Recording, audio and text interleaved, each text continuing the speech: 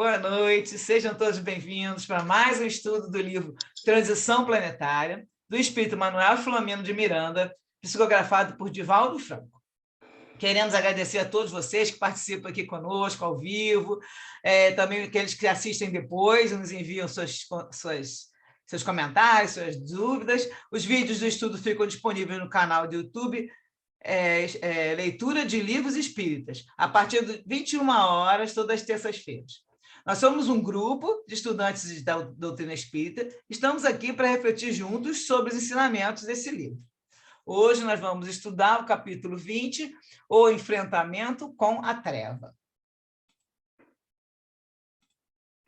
Então, agora eu vou pedir que vocês desliguem seus áudios para que a gente possa fazer a oração inicial e depois começar a ler o nosso resumo. Vamos elevar nossos pensamentos em direção ao Pai e a Jesus, nosso irmão maior.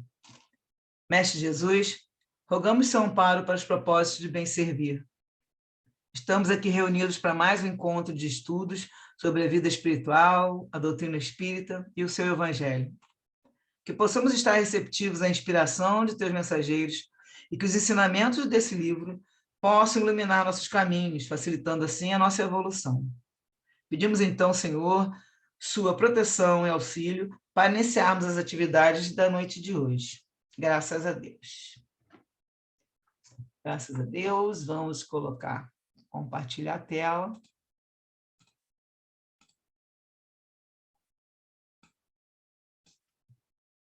Então, vamos lá. Então, vou falar um pouquinho sobre o final do outro capítulo, porque, na verdade, a gente vai estar falando, o assunto continua, então, só para lembrar, no final do capítulo 19, eles estavam no centro espírita, né, aguardando que ia haver uma reunião com esse espírito agora que vai aparecer aqui, que é um espírito revoltado lá, então eles estavam arrumando o centro espírita. Os trabalhadores desencarnados, especializados em atendimento de desobsessão, tinham chegado, e os técnicos em limpeza psíquica ambiental, que foram preparar o local para o próximo compromisso. Então, só para a gente deixar bem claro aqui o que é essa limpeza que eles fazem aí, né? O livro Dimensões Espirituais do Centro Espírita, de Sueli Caldas-Schubert, no capítulo 6, vai falar sobre o ambiente espiritual da reunião mediúnica. No dia da reunião, o local passa por rigorosa asepsia, a fim de livrá-lo e preservá-lo de larvas psíquicas, que são criadas por mentes viciosas de encarnados ou desencarnados. Também vai limpar, né, das ideoplastias perniciosas, que são formas, pensamentos, clichês mentais, de vibrações deprimentes, constituindo tudo isso, eles chamam de invasores microbicidas das regiões inferiores. Então, é importante ressaltar que tais invasores microbicidas contaminam o homem invigilante, que apresente pensamentos doentios, descontrolados, que são verdadeiras brechas ao assédio inferior, resultando daí a parasitose mental ou vampirismo. Aí continua Sueli falando da sala mediúnica, é um ambiente cirúrgico para realizações de longo curso no cerne do perispírito dos encarnados como dos desencarnados. Então, também realiza cirurgias, né? Se a pessoa também tiver com algum problema, a gente sabe disso quando nós estamos numa sala mediúnica, não só o tratamento para os desencarnados, como também para os encarnados.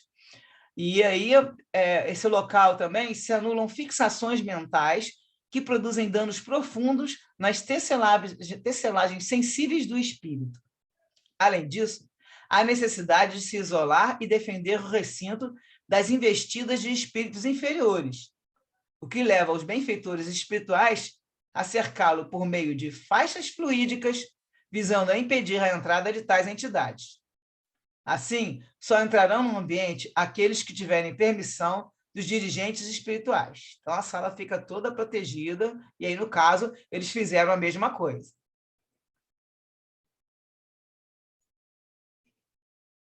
Aí, o livro Consciência, também continuando o assunto, no livro Consciência e Mediunidade, do projeto Manuel Filomeno de Miranda, ele ressalta 4 aspectos para o preparo do médium para a atividade mediúnica. Primeiro, a oração. Segundo, o preparo do corpo físico. Então, nesse dia, a pessoa tem que estar com descanso, alimentação, né? E a gente sabe que não pode ter álcool, tem que cuidar bem do corpo em todos os sentidos. O preparo das emoções, que tem que evitar atividades estressantes e agitações desnecessárias. Fazer leituras de mensagens edificantes. E também o preparo dos pensamentos, elevar o padrão de pensamentos. Então, isso aí é só para a gente esclarecer como ficou o finalzinho, né, daquele capítulo 19, e hoje o capítulo 20 começa falando sobre essa reunião mediúnica.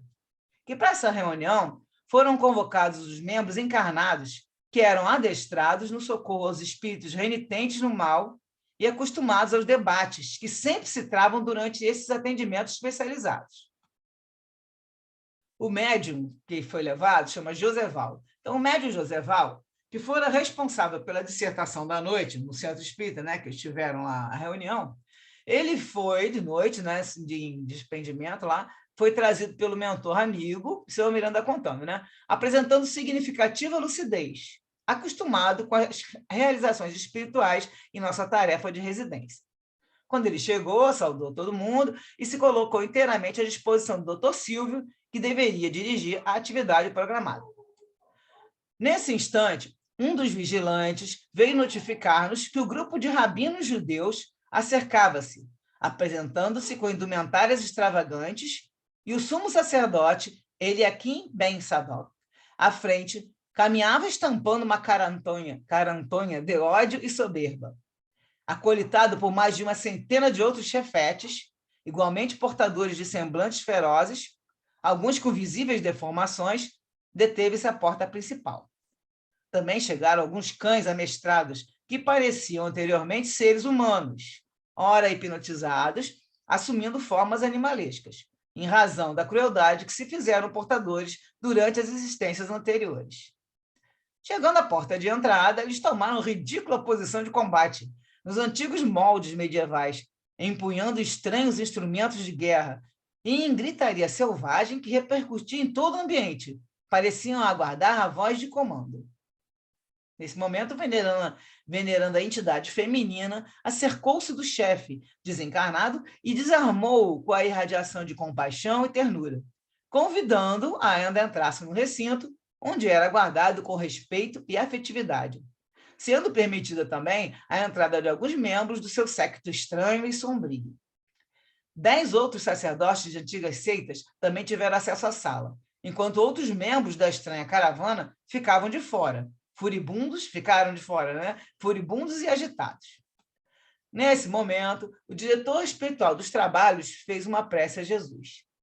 Senhor Jesus, augusto mestre, não somos outros espíritos, senão aqueles réprobos que te negamos, mais de uma vez, embora situados nas fileiras do teu evangelho, assumindo compromissos perniciosos que nos envergonham até esse momento. Hoje, novamente, convocados pela tua misericórdia, ao serviço iluminativo, sentimos a fragilidade em que nos demoramos e, por isso, deixamos-nos conduzir pelas tuas santas mãos.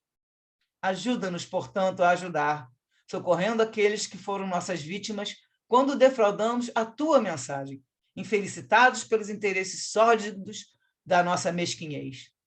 Torna a nossa palavra suave e enérgica, os nossos sentimentos elevados e meigos, a nossa mente lúcida e compreensiva, a fim de que não venhamos a dificultar a concretização dos teus planos para com os infelizes, que somos quase todos nós.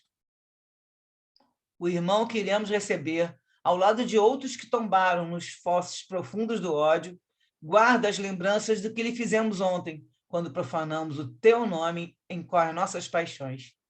Apieda-te de todos nós e sê conosco, a partir desse momento, através dos teus mensageiros sublimes, a fim de que consigamos melhor contribuir na tua seara fecunda. Que assim seja. E aí, nesse momento, uma indescritível onda de paz dominava a todos, que se encontravam unidos em suave harmonia de enternecimento. Chegando ao recinto, devidamente protegido por correntes fluídicas, cuidadosamente distribuídas em torno do edifício, em especial da sala mediúnica, o desafiador irado não pôde atenuar os sentimentos infelizes de que se fazia portador, exigindo mais consideração e destaque no que certamente não pôde ser atendido. Aí, doutor Silvio vai falar. Seja bem-vindo à casa de Jesus. Eliaquim vai responder: não me fale esse nome, porquanto eu não tenho a mínima consideração por essa nefanda criatura mitológica da tradição dos dominadores da terra. E deu uma estrondosa gargalhada. Embora houvesse reação de todos os recém-chegados, que se puseram a blasfemar, aquele grupo todo que estava com ele, né? Na mesma hora agitou todo mundo, o doutor Silvio acercou-se do médium Joseval, que se encontrava em semi-transe, e antes mesmo que o sumo sacerdócio se desse conta, foi atraído ao seu campo perispiritual, como uma limalha de ferro à ação do ímã. O médium, em incorporação atormentada, moveu-se tomando uma atitude arrogante, enquanto o espírito gritava: caímos numa cilada típica dos nefastos cristãos de todos os tempos. Avancem e ataquem os infelizes traidores, rápido! Aí esses outros que estavam com ele se movimentaram sem qualquer facilidade, porque as energias ambientais impediam-nos, isso o Miranda está falando, impediam-nos de tomar atitudes para as quais se haviam preparado, permanecendo imobilizados pelas vibrações que lhes eram dirigidas por todos os presentes. Ante a impossibilidade de se mexer, no caso, né, puseram-se a gritar, em situação deplorável de desespero, esperando ser ouvidos pelos asseclas que permaneceram fora do recinto.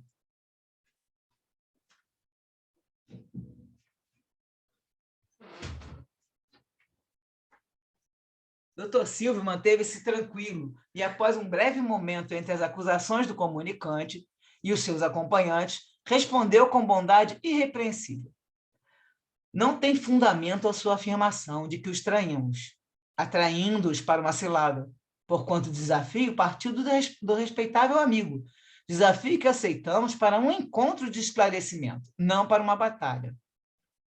Ele é quem responde: não ficarei aqui, reagiu com ferocidade, retorcendo-se nos equipamentos mediúnicos, né, dentro do médium lá, Joseval.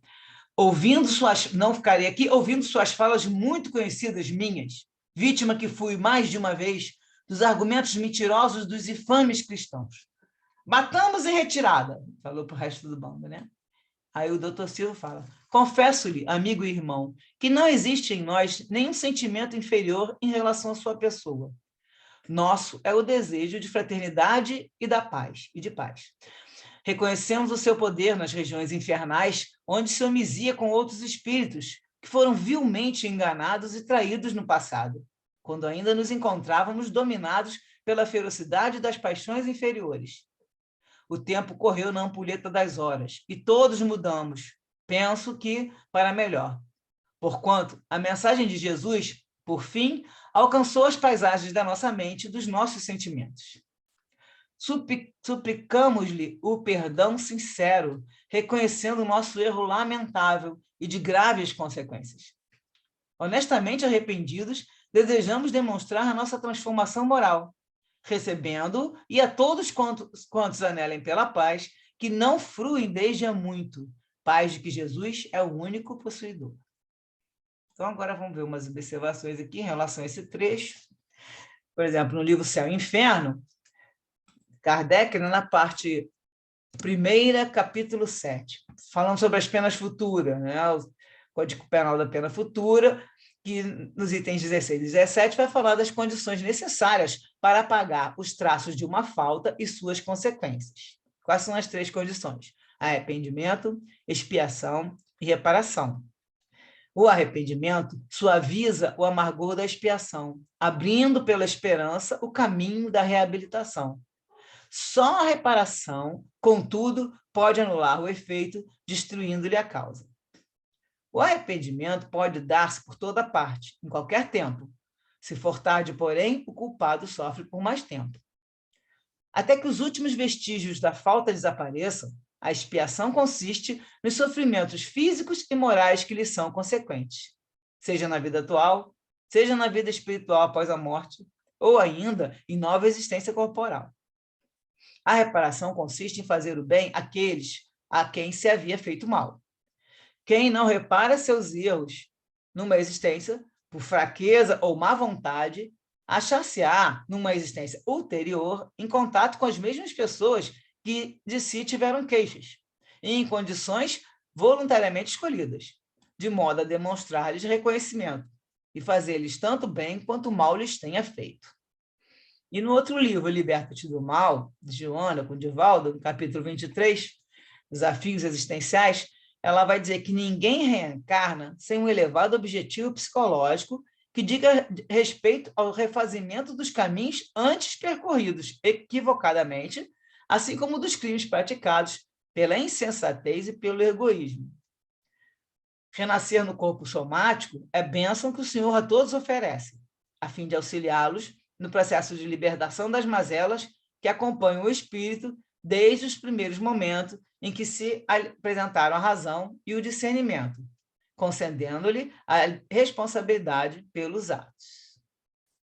Então, vamos dar uma paradinha aqui para a gente comentar esses textos acrescentados aqui no final, é que justamente está falando que ele está pedindo perdão, né? O doutor Silvio pede a ele o perdão sincero, diz que estão honestamente arrependidos e que já estão, né? Que agora eles estão com outro pensamento e já conseguem já ter. Ele falou no caso que ele falou que já estão se sentindo melhor, já estão se sentindo mais. Que diz que Jesus alcançou as paisagens da nossa mente, nosso sentimento. Então, assim, ele diz que eles mudaram. Então, ele está... Por isso que fala... Estamos falando aqui dessas 3 condições necessárias para apagar os traços de uma falta, porque ele já está falando, arrependeu, né? Passou já pela expiação, porque eles passaram as vidas lá já com esse pensamento, esse sofrimento moral e tudo, e agora está ali tentando reparar, ajudando, né? Tentando ajudar o espírito que está ainda ligado àquele ódio, aquilo tudo, né? Então, agora vocês falem aí o que vocês estão achando do texto. Vamos lá.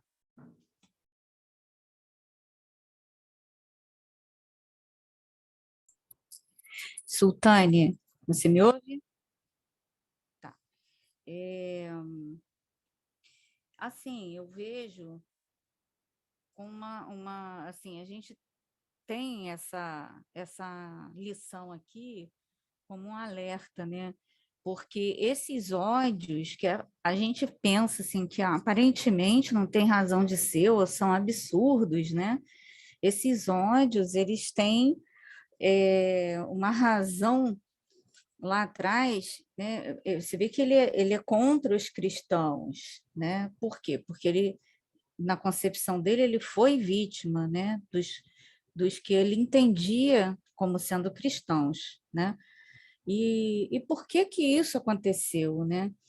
A gente vê que passa encarnação em encarnação e a gente sempre repete, né, as mesmas coisas, a humanidade, eu digo, né? Repete sempre as mesmas coisas, é sempre a questão da perseguição de religião, o poder, né, o Estado intervir na igreja, intervir no Estado, e tudo isso causando uma série de injustiças, né? Vamos colocar como injustiças, né? Mas lembrando que não existe injustiça, né? No mundo espiritual. Não existe injustiçado. Sim, não existe injustiçado, existe a injustiça, mas não existe o injustiçado porque nós todos temos as nossas mazelas, né? As nossas provas e expiações a passar. Então, a gente observa essa história que ainda vai se desenvolver, do Eliakim, e vê que por que ele ainda permanece nesse ódio, né? E aí é interessante que o Miranda ele vai colocando, né, esse trabalho dos irmãos que já conseguiram superar, né? Acho que esses irmãos são os algozes do passado, né? E aí eles têm essa responsabilidade, né? Ficou esse irmão com esse sofrimento, porque o ódio é um sofrimento, né? A gente não está restaurado com nosso interior restaurado quando a gente vive de ódio, de vingança, né? Vivendo do passado, né? Então ele tem esse grupo tem esse resgate a fazer, né? E é tão importante que a gente observe para que a gente não caia nessas coisas também na nossa vida atual, né? Por pequenas coisas, por grandes coisas, a gente acaba se deixando levar pelo ódio, pela vingança, e leva isso para, quando desencarna, leva isso para o mundo espiritual e acaba se perdendo, né? E isso é uma coisa que parece que não é difícil, que não é fácil de acontecer, mas é fácil. Para a gente se desequilibrar e cair no poço novamente, é um fio assim tênue. A gente precisa ter esse alerta, né? Esses livros, essas histórias, essas lições são muito interessantes, muito importantes, né? Para a gente sempre ficar em alerta, para que a gente não corra o risco de cair novamente, porque todos nós estamos aqui, a gente não deve se iludir quanto a isso, a gente está no mundo de expiações e provas porque a gente é devedor, né? Então, a gente não sabe o que a gente fez, graças a Deus, por misericórdia de Deus, a gente não sabe, senão a gente não consegue seguir em frente, mas a gente é. Então, a gente, cada um de nós com a sua mochila de débitos e créditos, né? E vamos... e a lição, ela nos mostra isso, esse alerta, para que a gente não cometa esses mesmos erros que a gente vem cometendo de encarnação em encarnação. Vocês lembram do capítulo anterior, que chamava Preparação para o Armagedon Espiritual, que é a preparação para esse combate entre o bem e o mal, né? E eles estavam falando disso, só que já tem 2, 3 capítulos que ele está colocando, que a gente lá na época da Inquisição, que todo mundo aqui, tanto que ele já começa o capítulo falando uma coisa assim, né? Aliás, na oração, né?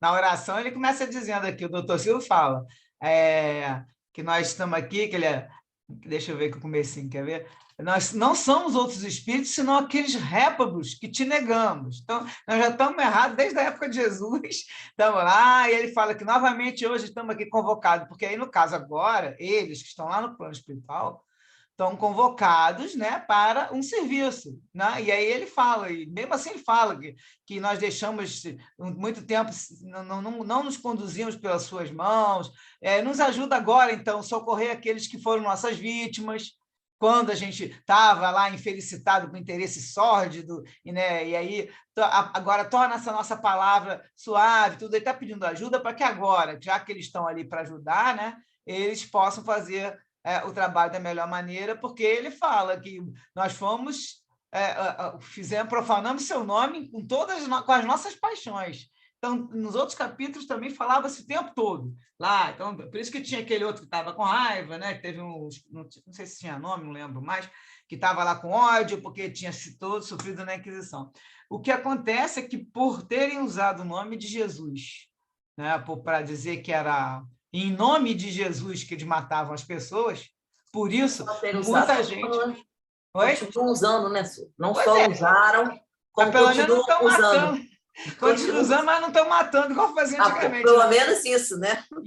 E torturando e tudo. Então, como o negócio era assombroso, era uma coisa absurda mesmo antigamente... Não estão matando diretamente, né? Diretamente. Mas indiretamente, muitas coisas ruins estão acontecendo, estão levando pessoas a... Mas a pessoa não está falando assim, tipo, não é aquele negócio da batalha de chegar lá e destruir a vida de todo mundo porque tem em nome de Jesus. Hoje em dia não tem essa colocação muito forte, porque ninguém está ficando com raiva de Jesus por causa de outra pessoa. Só essas pessoas equilibradas que acontece isso. Mas com um pouquinho mais de esclarecimento, a gente sabe que as pessoas atualmente fazem as coisas e usam o nome de Jesus. Exatamente. Mas a gente sabe que não é Jesus. Né? Por quê? Porque nós estamos mais evoluídos. Depois de 2000 anos é possível que o homem não tenha evoluído a mente. Né? Então, a gente sabe. Antigamente não era. As pessoas, nós íamos aplaudir as pessoas serem decapitadas, serem enforcadas. Todos nós estávamos ali naquela arena toda, batendo palma. Então, a civilização ela evoluiu muito. O pessoal fala que o mundo está piorando. Não está, não. Está melhorando muito. Hoje em dia, as pessoas não gostam de ver crueldade com as outras pessoas. São raras aquelas pessoas que gostam. Não existe, lógico que não é. Mas também são espíritos que estão lá na escala, estão estagnados na evolução e tem lá cada um com a sua maturidade. Mas que antigamente era muita gente que fazia isso Então, com isso, muitos ódios foram criados, muitas pessoas ficaram com ódio, e aí é o caso desse aí, que não está falando nesse capítulo quantos anos ele está assim, porque nesse capítulo ele não vai conversar até o final, depois, pela conversa, vai dizer que eles vão encontrar com ele depois. Mas, na verdade, é mais um daqueles que sofreram na época de intolerância religiosa, de matança, de tortura da família, todo mundo. Então, é esse Eliaquim, que vai, nós vamos ver aqui o resto do assunto, ele vai fazer a parte dele. Então, quem mais quer falar mais alguma coisa? Senão a gente continua aqui no... Eu queria falar que o que me impactou aqui, além de tudo isso que vocês já falaram, foi o capítulo em que realmente se confrontam, né? E quem quer reabilitar, quem quer ser perdoado, se reconciliar, se coloca não como um pregador, mas como um pecador também, né? Como um agressor do passado. Ou seja, é quando eu vi a humildade real, né? De quem está pregando uma coisa que está pedindo perdão e aconselhação.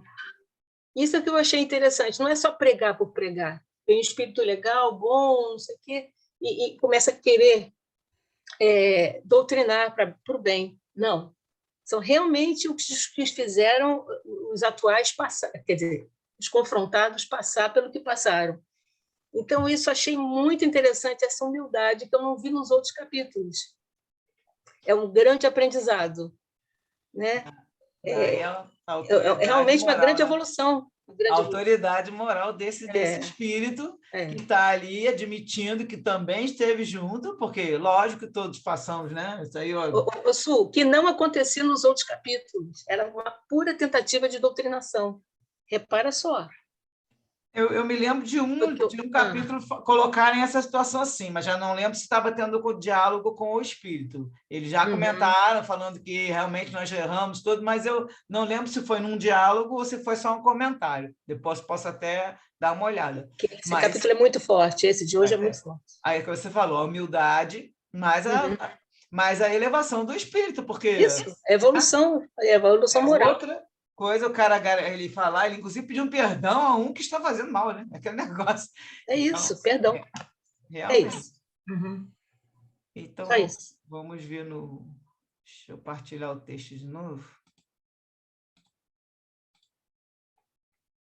Tá. Já passamos por isso aqui. Então, vamos aqui. Continuar lá o assunto. Aí o doutor Silvio falou de novo em Jesus, aí o Eliaquim fala... Não volte a pronunciar esse nome, revidou o furibundo. A doutora Cecília fala, lamento não poder atendê-lo, porque o servo não é maior do que o amo, nem o escravo melhor do que o senhor. Jesus é o nosso caminho, nossa esperança de libertação, nosso porto de segurança. Aí quem vai retrucar? Fosse ele tudo isso, e eu não estaria aqui, constrangido e impossibilitado de fazer o que me apraz. Confirmando a minha desconfiança em relação a ele e à escória que o segue.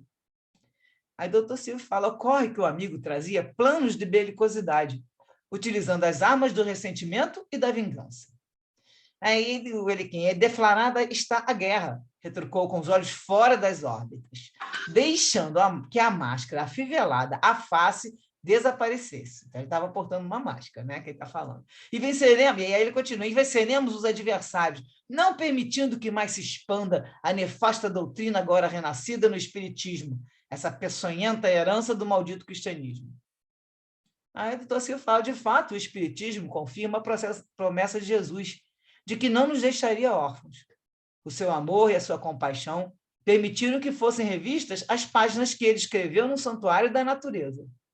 Como nunca é tarde para recomeçar, refazer caminhos e corrigir enganos, estamos empenhados no compromisso da reabilitação. Aí ele aqui fala palavras e palavras que não alteram os atos ignóbeis do passado, nem alteram os nossos planos de esforço. Então, aí, nesse momento, erguendo o médium em atitude ameaçadora, interrogou com hostilidade irrefreável. Veja a paisagem da terra infeliz, onde estão a mansidão e a tolerância, a compaixão e a misericórdia tão exaltadas?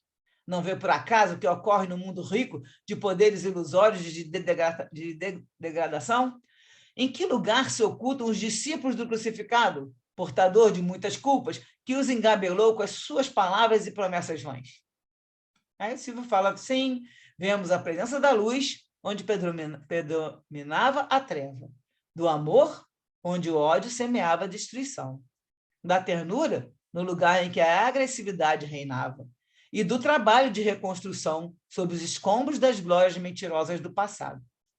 Anunciam-se novos tempos, quando o sofrimento cederá lugar à alegria de viver, e quando os sentimentos entorpecidos oferecerão campo à floração dos elevados ideais da dignificação humana.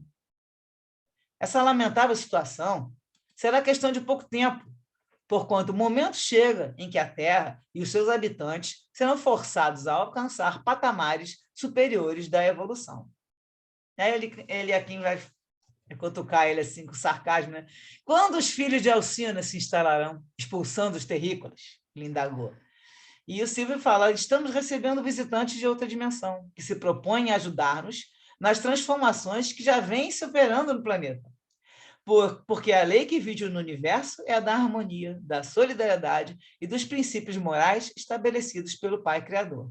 Então, aqui a gente vê que eles estavam informados lá nas trevas, né? Que tinha os filhos de Alcione que iam se instalar e iam expulsar os terrícolas. Ou seja, eles estão achando que vai ser, não só os que vêm, né? Estão achando que vai ficar o planeta inteiro, né, com pessoas boas, e vão botar só os bons e vai tirar os maus todos do planeta. Eles têm essa noção, tanto que eles ficam desesperados porque sabem que está havendo essa mudança, né? No planeta, em todo o planeta. Aí dá uma gargalhada horripilante por entre os lábios deformados do ser que se comunicava, agora se apresentando em toda a sua hediondez de fera, vítima que se permitira ser da licantropia. Ou seja, nesse momento ele já estava deformando, estava com a forma de lobo, né, que é licantropia de lobo, estava mostrando a sua hediondez de fera, deu uma gargalhada, aí eles viram o médium vergar-se e uivar dolorosamente, apresentando comportamento lupino. Um odor fétido tomou conta do ambiente, à medida que os demais acompanhantes do antigo rabino sofriam equivalentes modificações, então estavam todos transformando seu perispírito, né? Aí o Miranda fala que passaram a aspirar uma psicosfera pesada, muito densa, quase asfixiante.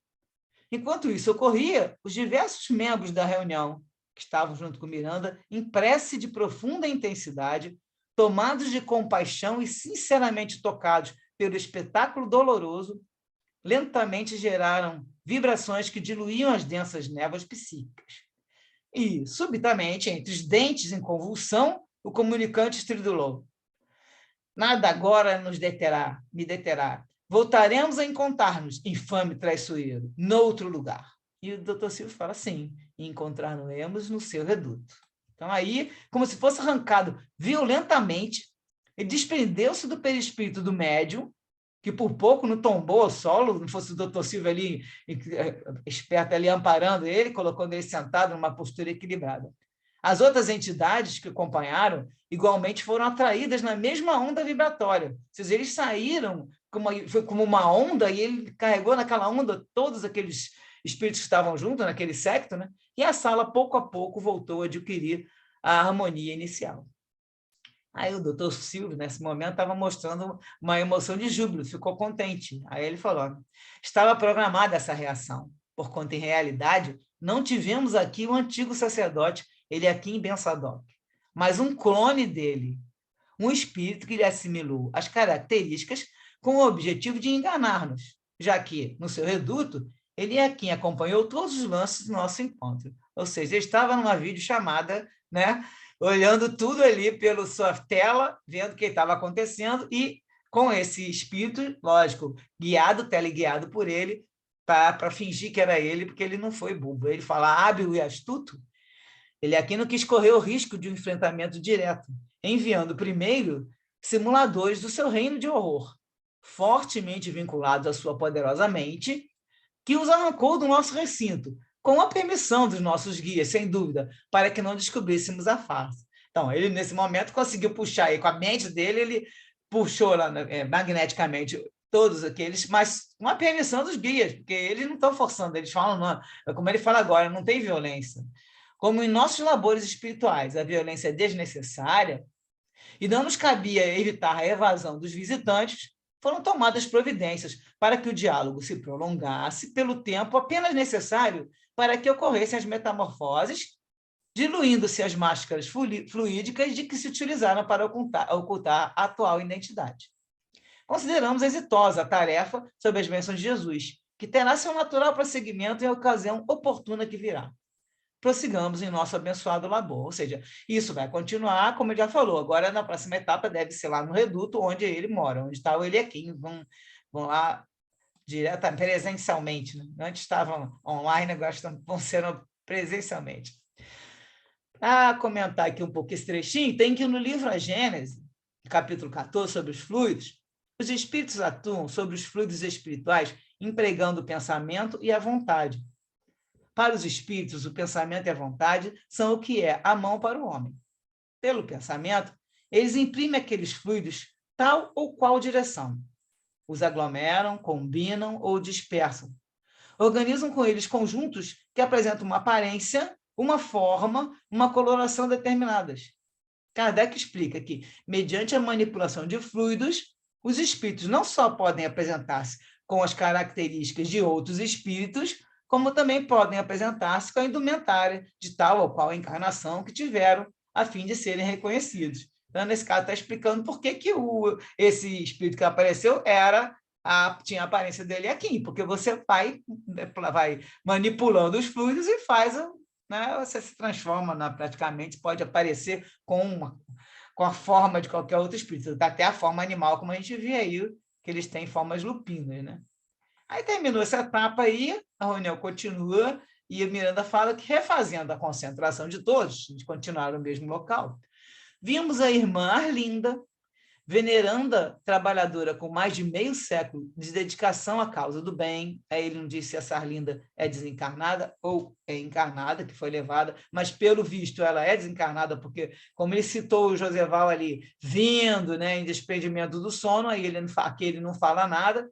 Então, ele vai citar mais uma vez o que a gente viu no outro livro, do último livro dele, sobre um espírito desencarnado eliminando a energia, né? Ele fala, viram a irmã Arlinda entrar em transe e passar a eliminar energia em forma de ectoplasma pelos orifícios naturais da face, formando um espírito nobre, ou seja, ela estava doando os fluidos para que se formasse, materializasse um espírito nobre, que, banhado de azulina e luz, condensou-se no recinto saturado de vibrações perfumadas e elevadas. Tratava-se de Bittencourt Sampaio, embaixador de Ismael, que é o guia espiritual do Brasil. Então, Bittencourt, aqui só para a gente saber, ter uma noção de quem ele era, ele já, no início do espiritismo, né, em 1873, vocês vejam bem, ele foi o membro do grupo Confúcio, que foi a primeira sociedade espírita em terras cariocas. Logo que o espiritismo veio do Brasil, o Kardec morreu em 69. Então, foi logo que 4 anos depois, já tinha essa sociedade espírita aqui, e ele foi um dos pioneiros, né? E desenvolveu a mediunidade receitista, curando muitos doentes através da homeopatia.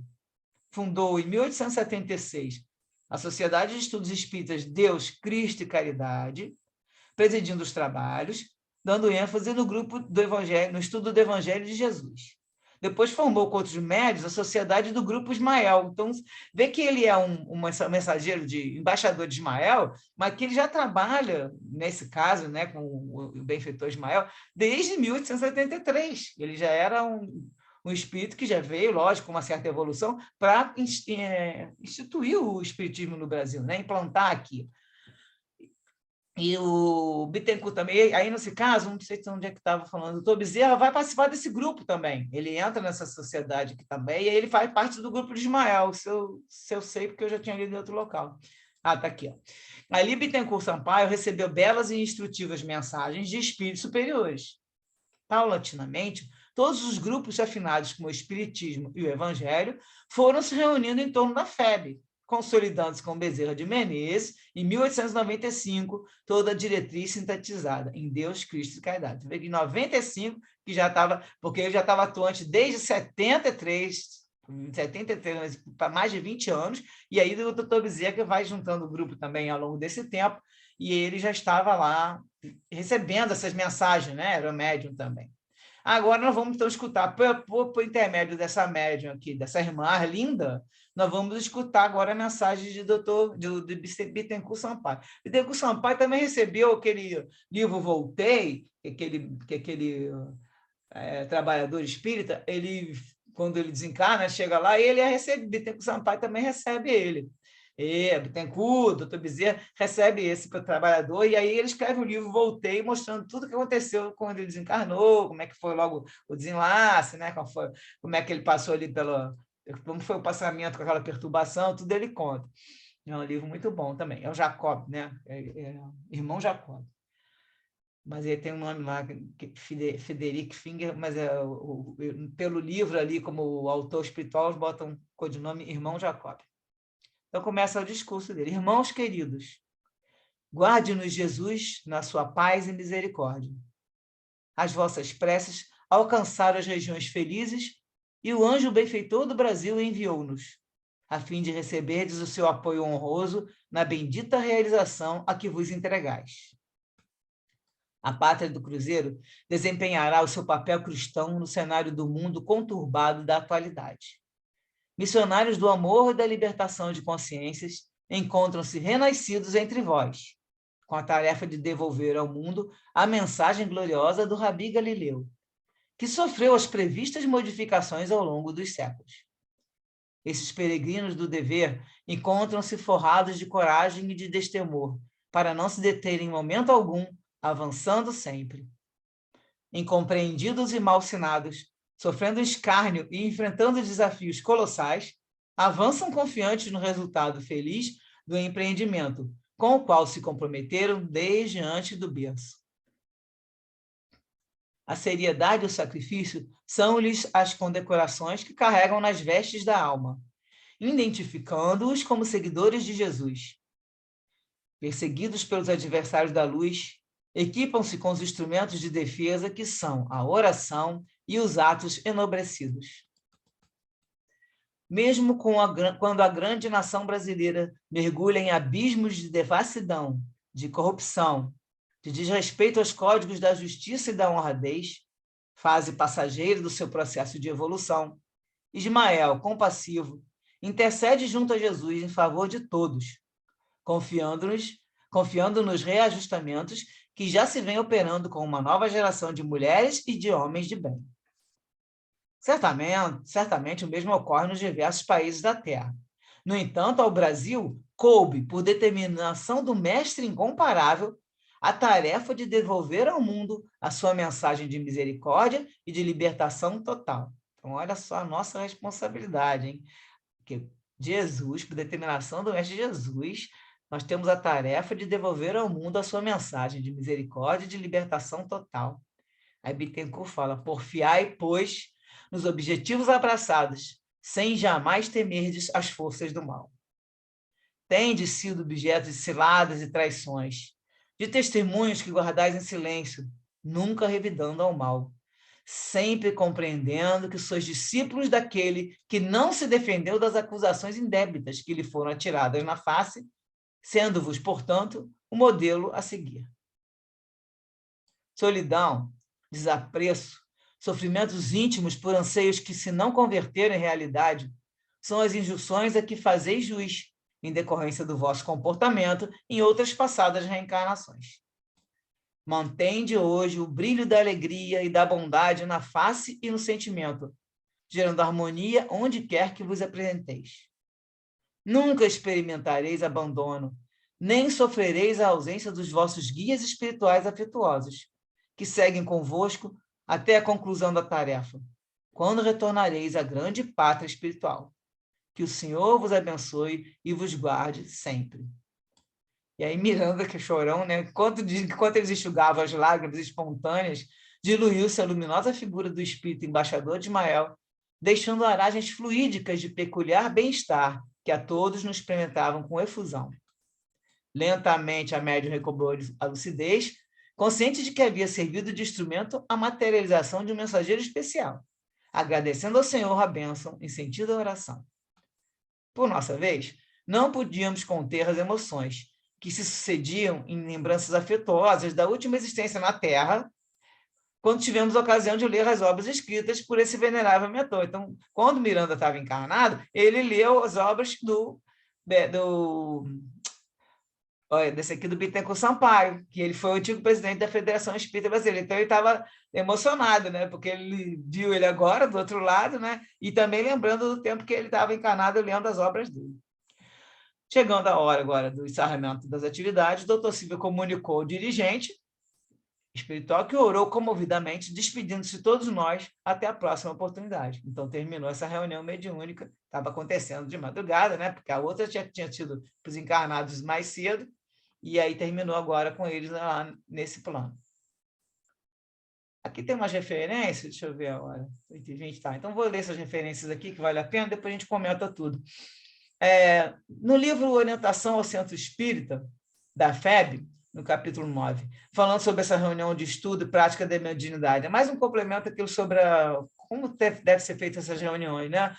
Essa reunião de estudo da mediunidade e da prática, tá? Também tem reunião de estudos, que a gente sabe, nós participamos aí, e tem os que fazem reunião mediúnica para desobsessão. No caso aqui, estudo e prática, é uma reunião teórico-prática de estudo da mediunidade privativa, constituída de pessoas que possuem conhecimentos básicos do espiritismo.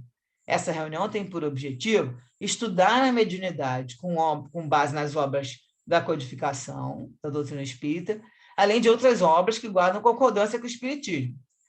Tem também o objetivo de desenvolver a mediunidade e contribuir para a educação intelecto-moral dos participantes, daqueles que vão se tornar médiuns, né?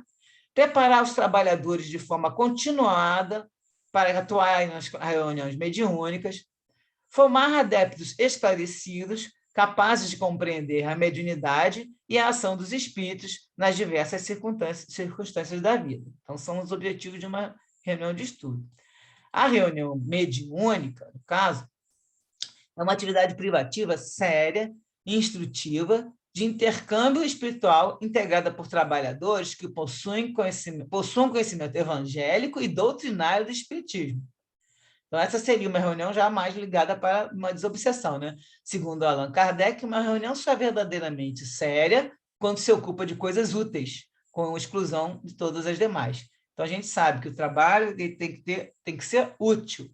Então, para a gente, então, aqui, que estamos estudando, nós que estamos estudando a doutrina, que a gente possa estar sempre empenhado em desenvolver um trabalho que seja útil. O útil, lógico, significa que vai ser útil para alguém, não só para você. Então, aqui está no livro que eu falei aqui, Orientação ao Centro Espírita, da FEB. E no livro Instruções Psicofônicas, de Chico Xavier, por diversos espíritos, no capítulo 45, vai falar sobre os arquitetos espirituais.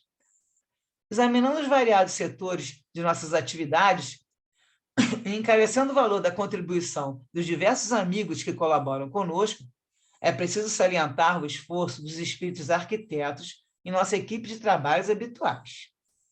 Em cada reunião espírita, orientada com segurança, temos-los prestativos e operantes, eficientes e unidos, manipulando a matéria mental necessária à formação de quadros educativos. Simplifiquemos o assunto quanto seja possível para compreendermos a necessidade do nosso auxílio a esses obreiros silenciosos.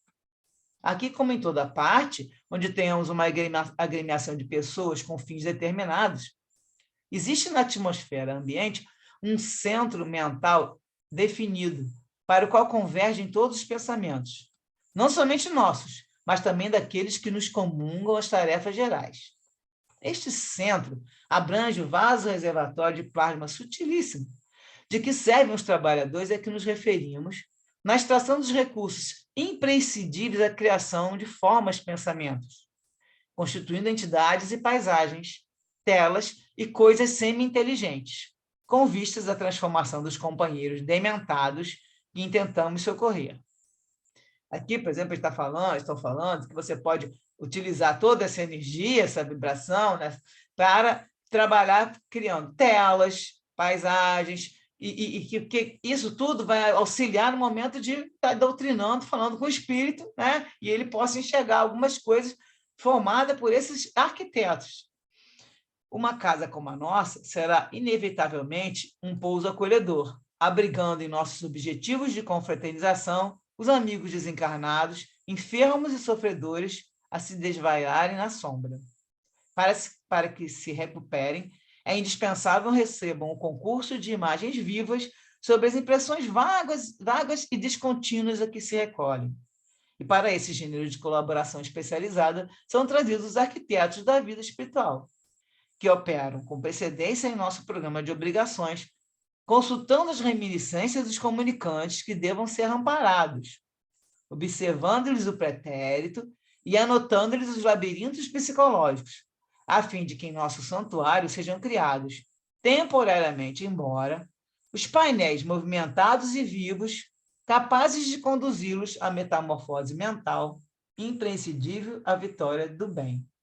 O que quer dizer isso? Então, no caso, como a gente vê em outros livros, as pessoas vão conversar com ela, e aí ele está revoltado, aquele espírito, e eles começam a falar, mas você não lembra quando você era criança? E nesse momento eles formam uns quadros, por isso que ele fala que eles têm que fazer o quê? Tem que ter, com precedência, consultar as reminiscências dos comunicantes, das pessoas que iam ser amparadas, porque com isso eles vão fazer um quadro da região onde a pessoa foi criada, onde era criança, né? Aí eles mostram aquilo ali, aí ele fala, são painéis temporários, mas são, aí ao mesmo tempo que eles vêm aquela situação como se fosse um filmezinho passando numa tela, e aí aquilo vai acontecendo e eles vão induzindo a pessoa a entrar naquela sintonia, né? E ali, que às vezes vai ter uma lembrança de quando era pequeno, da família, o que for, vai dando diminuindo aquele coração duro, né? Vai amolecendo o coração, e eles vão conseguindo levar e conduzir, como ele fala aqui, a metamorfose mental imprescindível à vitória do bem. Então, aqui, para fechar, foi esse texto que a gente tem, o restinho do complemento. E a gente viu que agora, nessa segunda parte, eles foram embora, mas apareceu o Bittencourt Sampaio para dar uma...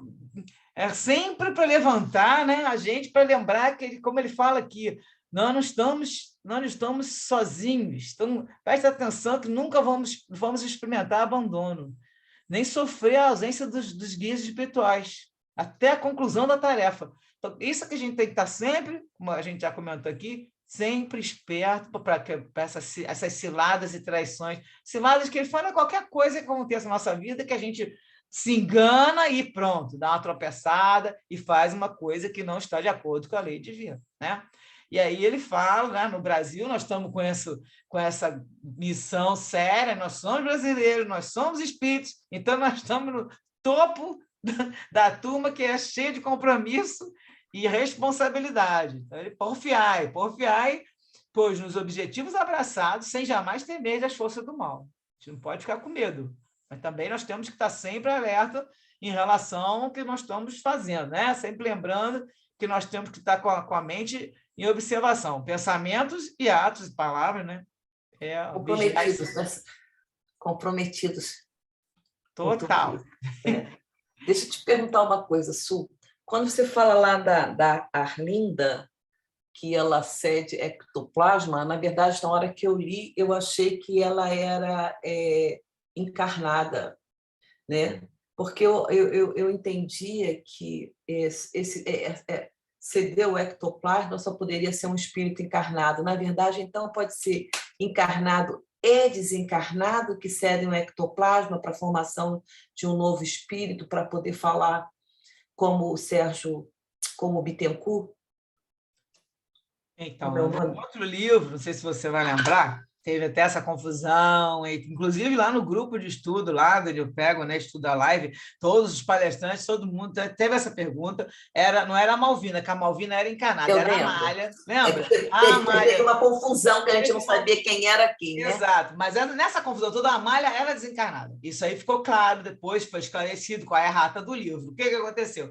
No momento que a Malvina está lá com incorporada, chama de incorporada, mas vamos dizer que é acoplado o espírito nela, e aí ela começa a fazer a deformação da face do perispírito, né? Daquele espírito com a Malvina. A Amália vai jorrar também, a mesma coisa, vai jogar o ectoplasma e vai envolver o hospedeiro, que estava até derretendo, como se fosse, eu lembro direitinho, que estava derretendo como se fosse uma vela derretendo, e aí a Amália vai jogar energia, que eles chamam também de ectoplasma, naquele capítulo, que foi uma coisa que a gente nunca tinha ouvido falar. Quer dizer, eu achei que não, porque nesse livro já... Esse é o livro de 2010. É antes, né? Já tinha É de falado. antes. Então, aí eu me surpreendi com esse capítulo, que, mais uma vez, então, já havia falado, Miranda, já, sobre isso, que ectoplasma ele é de organismo vivo. O conceito de ectoplasma não é para desencarnado. Pela lógica, desencarnado não tem ectoplasma. Eu acredito que ele esteja usando esse nome também como uma referência ao nosso ectoplasma, que o desencarnado vai ter, ele está lá o fluido dele, porque senão ele não estava com perispírito, né? Não é, o espírito ele tem fluido, né? O fluido que a gente vem do nosso Criador. Então, esse fluido, quando vai sendo canalizado para ajudar, para envolver a pessoa, ele pode ter chamado como ectoplasma e ele como se fosse uma referência. Tal qual, o ectoplasma não tem nome, porque se você olhar o conceito, ectoplasma sai somente do encarnado. Mas ele chama aqui para essa, porque se ela fosse encarnada, eu acredito que sim, pelo texto aqui ele fala, nossa irmã Arlinda. Ele não fala que ela está vindo, que todos que são encarnados, ele fala que estava vindo desdobramento. Porque sugere dúvida, entendeu? Foi bom você falar, porque na hora que eu li, passou como se a Arlinda fosse também uma encarnada cedendo ectoplasma e se cedendo para ajudar, porque é como aconteceu com o rapaz, lá no início do capítulo, ele foi lá, Jovildo, né? Joseval, isso aí. Ele se cedeu para... Ele está lá para acoplar os espíritos, né? Que eles chamam até de incorporar, mas ele estava ali para isso. Só que essa Arlinda, ela vai eliminar a energia. Agora, olha só, olha o que está escrito aqui, é em forma de ectoplasma, tá vendo? Então, ele não está falando assim... É um fluido, né? Então, aí ele fala em forma de ectoplasma, eu acredito que ele está querendo dizer isso. Lá no outro livro, ele não falou que era em forma de ectoplasma. Eu lembro que ele falou assim, passou a eliminar ectoplasma. Talvez tenha passado na hora da psicografia, o Divaldo não tenha colocado assim, em forma de, porque ficou essa dúvida. E teve essa pergunta lá do pessoal. Eu acho que, como para eles é muito claro que ele está vendo, está passando, o espírito está passando para ele, mas para a gente que ainda estamos engatinhando nesse... Mas então, é questão de nome, coisa e tal. O que interessa é que ela liberou energia, ela é desencarnada, senão ele teria comentado que ela estava em desdobramento, ele não comenta, e ele fala depois que é uma médium. Médium, porque eles estão lá intermediando entre o espírito e os outros. Né? Então, é assim, a dúvida foi tirada desde aquele livro, e aqui, de novo, a mesma coisa.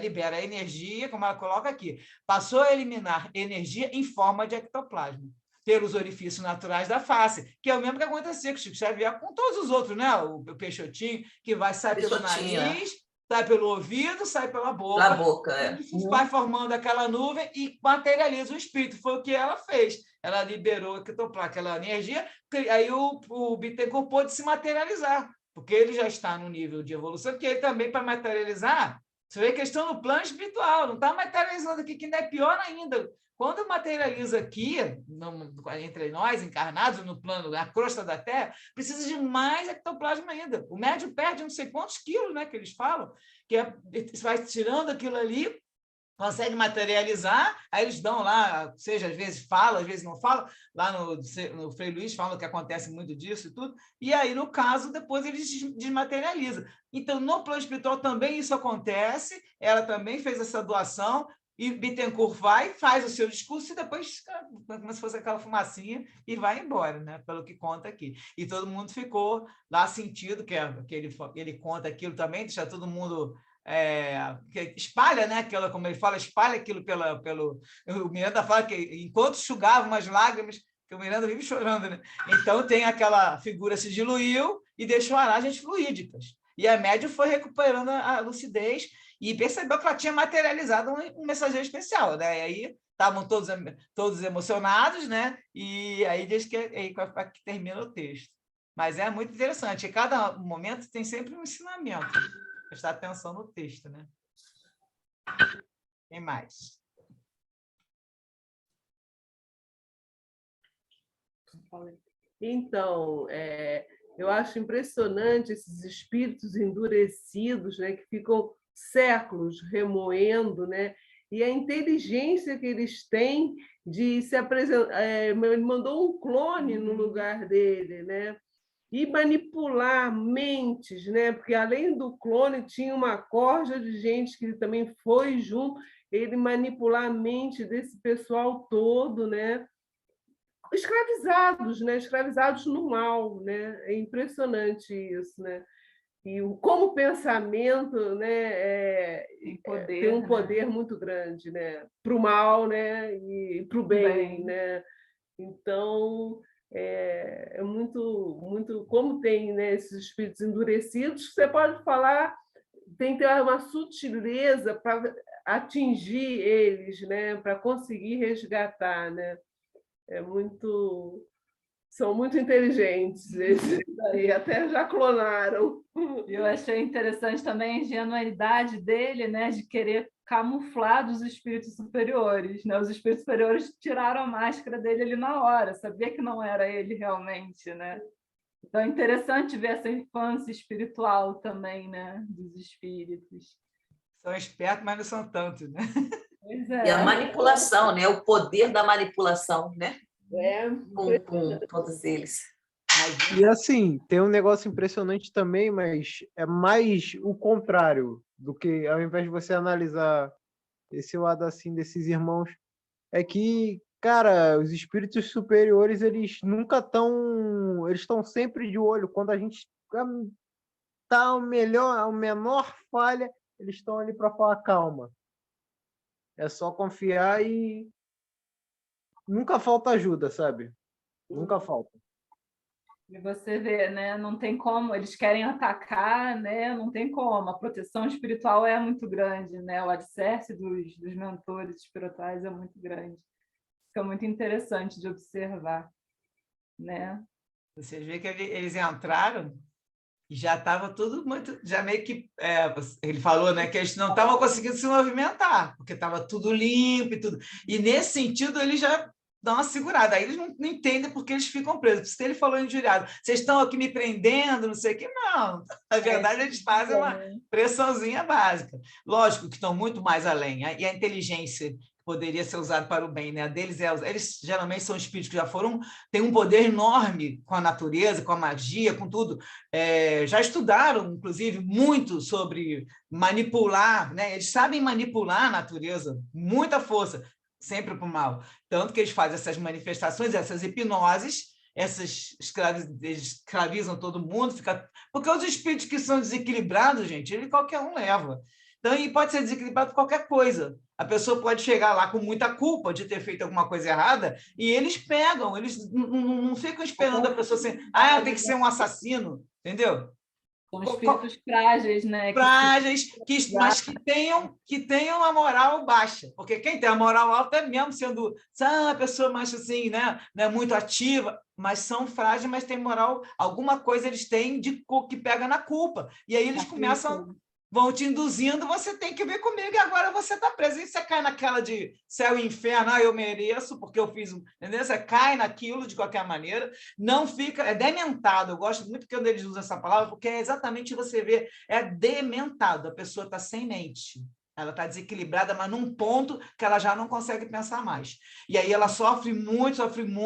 Só quando ela consegue sair disso, eu estou relendo, né? Na verdade, eu estou ouvindo a Memória Suicida, que é um áudio de quase 20 horas, eu fico escutando todo dia um pouquinho. Eu li o livro, dei uma relida há muitos anos atrás, e tem vários lances desses que a gente vê como é que é a recuperação desses espíritos que foram suicidas. E como ele fica, tem 30 anos que eles estão lá estudando, estão lá trabalhando, e ainda continuam sendo afetados, assistem uma aula e aí aquilo fica dentro da cabeça deles, que eles começam a entrar na culpa. Vocês veem bem, por isso o cara não era tão ruim, mas acontece que ele, quando ele se suicida, ele cai no erro, né? E aí você vê como é que a mente fica traumatizada mesmo. Então, esses que têm problemas, eles são levados, aí como a Kátia falou, eles são levados e aí vão atrás. Aquele negócio, parece filme, né? Aqueles desenhos animados, vilão e aqueles outros. Eu vejo isso muito nos filmes, esses filmes são inspirados por esse pessoal dar uma passeada lá à noite, né? Para voltar criando aqueles vilões, com aqueles bobões atrás, obedecendo o que o cara fala, eles fazem tudo e se transformam fisicamente, né, que ele faz. E a gente já viu vários momentos aqui nos outros capítulos, e isso aí é muito sério. E a gente tem que tomar cuidado com essa história da culpa. Por isso que a gente tem que prestar atenção sempre, porque trabalhar qualquer coisa na gente para não ficar. Ali nós falamos em arrependimento, expiação e reparação. O arrependimento não é aquele remorso destrutivo. A pessoa se arrepende, aí já tem que ver o que ela pode fazer para consertar. Não fica, eu fiz errado, e agora começa a ficar o remorso, aí vai entrar a culpa, aquilo ali é altamente destrutivo, destrói a mente da pessoa. Daí ela já começa, só nisso aí, quando ela se sente, fiz errado, já está com uma expiação moral, né? Já começa a sentir aquilo, mas não pode deixar cair na culpa, no remorso destrutivo. Você tem que passar desse degrau, agora o que eu tenho que fazer para reparar? E aí você tem que ser proativo no sentido de procurar, né? Ficar esperando bater na porta. Moça, dá para você me ajudar aqui? Não, você começa a procurar uma coisa que você possa fazer para que você possa colocar em ação, a caridade em ação, para você começar, pelo menos, já entrar na sintonia. Porque a partir do momento que você faz isso, você prontifica a fazer qualquer uma atividade para o bem, aí, minha filha, você abre o canal e eles vão enviando as coisas para você. Aparece o trabalho, aparecem situações que você, às vezes, fala assim, mas será que eu vou conseguir? E você consegue ajudar um pouquinho, mas vem aquele canal aberto para você começar, vamos reparar um pouquinho, dar umas pinceladas no perispírito, quando a gente faz as coisas com a gente mesmo, e fazer uma acertada aí na balança espiritual, para ver se a gente não sai muito tão devedor, né? Complementando o que o rapaz falou, o filho da Aliceia, a gente reparar os espíritos superiores. Eu lembro que quando eu era criança, eu tinha muito pesadelo, e pelo menos umas 3 ou 4 vezes, eu lembro que eu estava assim, muito assustada, porque eu dormia e voltava a sonhar com a mesma coisa, né? Continuava no sonho, e aí quando eu estava assim, naquele desespero muito grande, eu lembro que toda vez que eu ficava nesse desespero, me aparecia Santa Teresinha, imagina, né? E só falava assim, me botava no colo e falava, você está sonhando, entendeu? E era tão bonito, e conseguia delícia. Relaxar com aquilo. E aí não acordava, porque por várias vezes eu acordei gritando na minha casa, né? Por causa de que você vai para lugares que você desconhece, né? E aí quando aquilo acontecia, era tão tranquilizador esse espírito superior vindo te consolar. Vem cá, querida, estou aqui com você, né? É muito bom mesmo. Só para complementar esqueci o nome do menino. Pedro. Como é o nome? O Pedro. O Pedro. O Pedro falou uma coisa que acontece mesmo, mas a gente tem que estar com essa percepção, com essa sensibilidade apurada. Por isso que a gente estava falando, né, sobre o autoconhecimento e tudo. Porque quando você começa a ficar mais sensível, você começa a perceber essa ajuda também. Você faz a oração, aí você já se sente melhor, porque a gente às vezes está assustada e fica preocupado, faz uma oração, nesse momento que termina a oração, parece até que você já recebeu um tranquilizante, um passe, aí você fica mais sensível, então você começa a perceber que realmente, como o Pedro falou, eles não vão te deixar na mão, existe aquela ajuda. Só que nós temos as nossas, vamos dizer, provas, nossas expiações a passar, e quanto mais a gente passar com força, com resignação, abnegação, todos esses são que tem aí, que a gente sabe que tem na doutrina espírita para a gente levar adiante, isso aí a gente vai pegando força. Fé e confiança em Deus, é a fé da confiança, não é fé, eu tenho fé naquele... Confiança que está amparada. Mas hoje em dia, Su, como você falou, quando eu deito, que eu vou dormir, eu até peço, se precisar que me levem para trabalhar, para estudar, ou o que for, mas que se for muito assustador, que o meu anjo da guarda tome a minha mão e fique do meu lado o tempo inteiro, para que eu não fique tão desesperada, porque tem vezes, eu não sei se já aconteceu com vocês, mas tem vezes que em sonhos a gente fica tão angustiado que você, de repente, está até... Não é que você não tenha fé, que você não tenha confiança, mas é porque você se vê num lugar tão angustiante que você não sabe até o que fazer, entendeu? Então, hoje em dia, aprendendo com você, eu peço, né, que até que me levem para estudar, para que eu aprenda, para que eu possa trabalhar, nem que fosse para lavar chão, como você pegar uma vassoura, mas que se por algum momento eu ficar desesperado ou me sentir muito assustado, que meu anjo da guarda, que é o meu mentor espiritual, fique ao meu lado. Eu peço isso a Jesus, tá? Que Jesus permita que ele fique do meu lado para que eu não me assuste tanto, entendeu?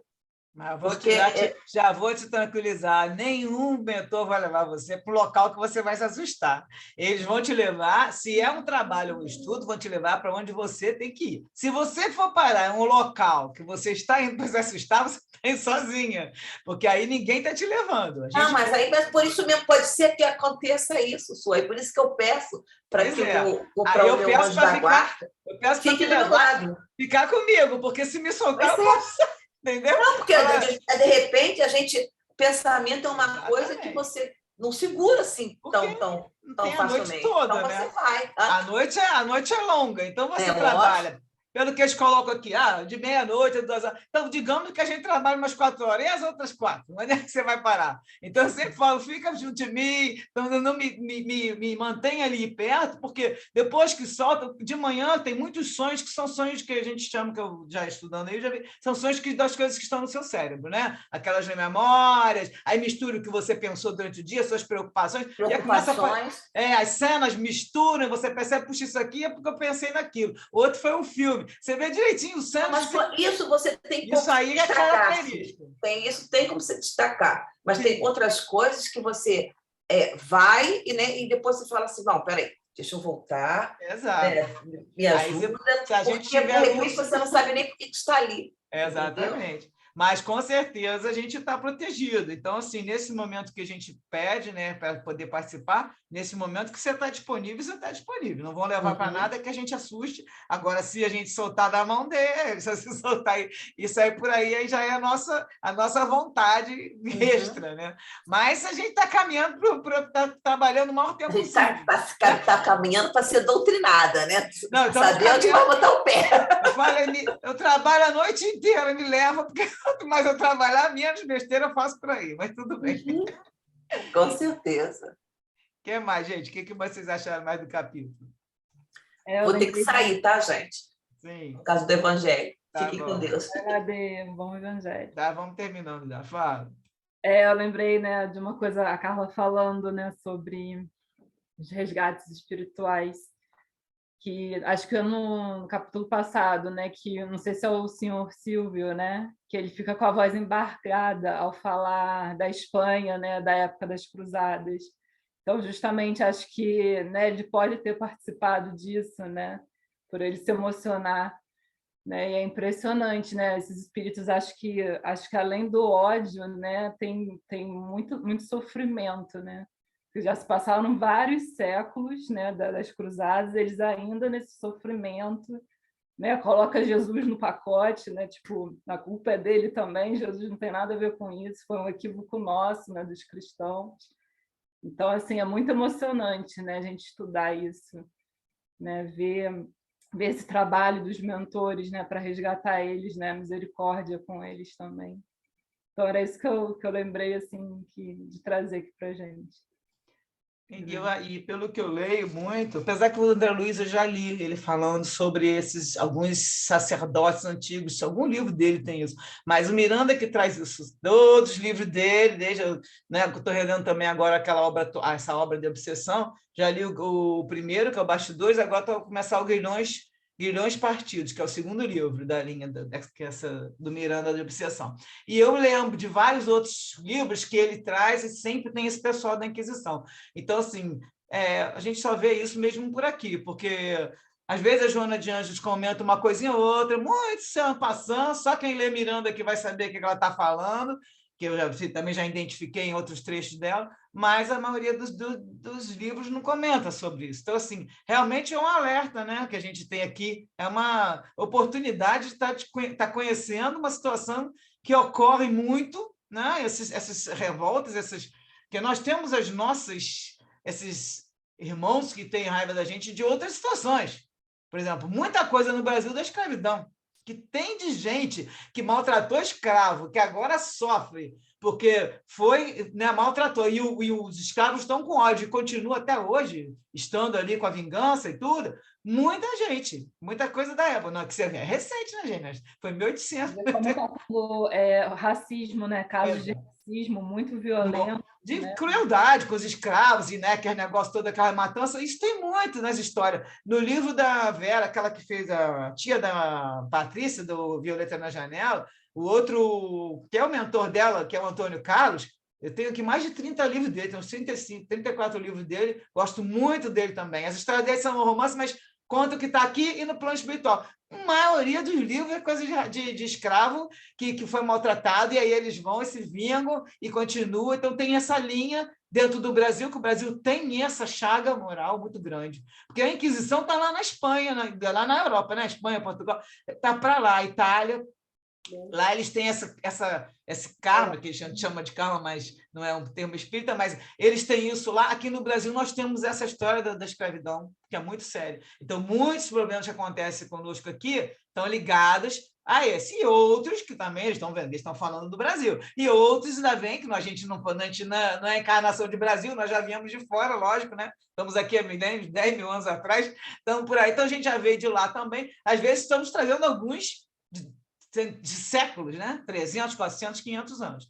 Então, com isso tudo, a gente sabe que nós temos essa oportunidade por esses livros aqui de ficar sabendo, e temos ficar alerta com isso. Porque é lógico, né, para pensar que tudo é obsessão, que tudo é o Vingador.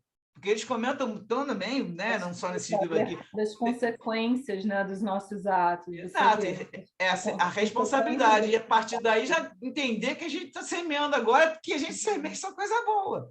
Porque senão a gente continuar fazendo uma maldade. Por isso que Jesus fala, antes de ir lá botar a sua como é que fala, a contribuição lá no gasoflácio, né? Você volta e vai se reconciliar com o adversário, porque é justamente isso, para não deixar nenhum problema nessa existência que possa ser levado, porque aí alguém que fica com ódio de você, ela já vai, aí fica nesse ciclo vicioso, que um é o vingador, o outro é a vítima, depois, né, que ela fica aquela a vida inteira. Então tem que sair desse ciclo. Por isso que eles estão aí, que a gente achou louvável, né? O cara vai, pede desculpa, pede perdão para ele se ele fez alguma coisa. No caso, ele está ali pedindo perdão, porque é assim que tem que ser. A gente tem que pedir. A gente sabe que pode ser qualquer problema com a gente. Eu volto e meia, faço as orações. Falo, se eu fiz alguma coisa, me perdoa, porque agora sou outra pessoa, estou com outras ideias. Então, tudo que eu fiz, o que eu posso fazer para reparar, isso eu pedindo, né, ajuda ao plano espiritual,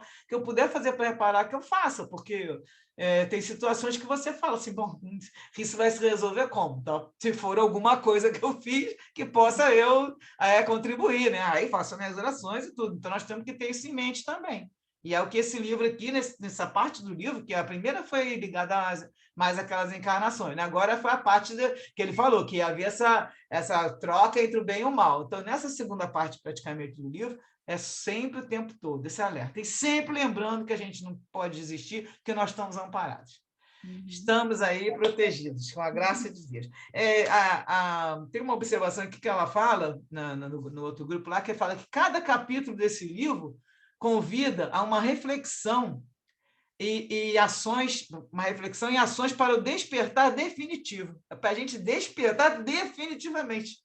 Entende? Não que assim, acabou esse livro, agora, não, aí depois você começa, não é bem assim, é definitivamente. No dia a dia, a gente até tem momentos de lucidez, mas em alguns momentos nós estagnamos no nosso comodismo. Então, a gente está lá, lembrando isso, daqui a pouco a gente dá uma tropeçada, dá uma estagnada. Então, tem momentos que nós estamos com lucidez e a gente lembra que, né, nós estamos aqui para botar nosso espírito em evolução. Então, nós precisamos sair da zona de conforto. Temos que sair da casa da plateia, que a gente fica olhando as coisas, e entrar para o protagonismo. Às vezes nós ficamos na lamentação, sem fazer nenhuma ação do bem, ficamos lamentando, está tudo tão difícil, a vida, Brasil, a política. Mas nós temos que tomar cuidado para não ficar nessa posição de vítima na vida, né? Porque quando acontece algo de mal com a gente costuma culpar o outro, né? Sem lembrar que nós estamos semeando, inclusive, nessa existência. Porque no livro do Evangelho, que ele fala das causas das aflições, até hoje eu estava escutando sobre isso, nas causas da existência passada, o trecho é pequenininho. Aí, quando ele vai falar da vida atual, é enorme. A quantidade de momentos, de pensamentos, de ações que nós estamos aqui criando. Toda hora pensando de forma errada, e aí cria uma doença. Acontece um negócio, cria uma situação ruim no trabalho. A gente fica o tempo todo, tem que prestar atenção nisso. Então, tem hora que a gente fica perguntando, por que comigo? Por que eu? Mas nós mesmos criamos aquilo ali. E nessa existência. Então, tem muita coisa que acontece, que a gente tem essa aflição nessa existência, e algumas da aflição da existência de coisas de vidas anteriores. Prestar atenção que a gente também contribui. Estamos aqui com 7 minutinhos. Vou chamar a Carla para fazer a nossa oração, senão vai ficar muito tarde. Que tal? Carlinha? Tá aí? Vamos lá. Vamos lá, gente. Vocês me ouvem direitinho, né? Então, vamos lá. Senhor Jesus, obrigada pelas bênçãos dessa hora. E pedimos, Senhor, que seja possível a nós fixar as tuas lições em nossa própria conduta, as lições que recebemos nesses estudos semanais, e que nós possamos, Senhor, melhorar a nossa conduta a partir dessas lições, cada dia mais, com este exemplo de paz trazido pelos livros. Que assim seja, meu Deus, graças a Deus. Então, vamos nós. Faltam só 2 capítulos. Estamos na reta final. E aí, terça-feira que vem, a gente continua. Foi muito bom, foi um prazer esse capítulo também. Agora vamos ver o que vem pela frente aí, porque eu não tive lendo ainda, mas estou ficando curiosa de ver como é que vai haver essa doutrinação desse Eliakim aí, que agora o verdadeiro Eliakim está escondido, vamos ver o que eles vão achar, né? Então tá ótimo, gente. Foi um prazer, foi muito Será que bom. ele já veio para a luz? Tomara, né? Será, né? Então, o livro foi publicado em 2010, então as coisas estão acontecendo. Então, nós estamos aí aguardando, né? Estamos aguardando os próximos anos. Foi muito bom, gente. Beijo. Boa Até a noite. próxima. Boa noite. Boa noite. Boa noite, gente. Sultane, só falar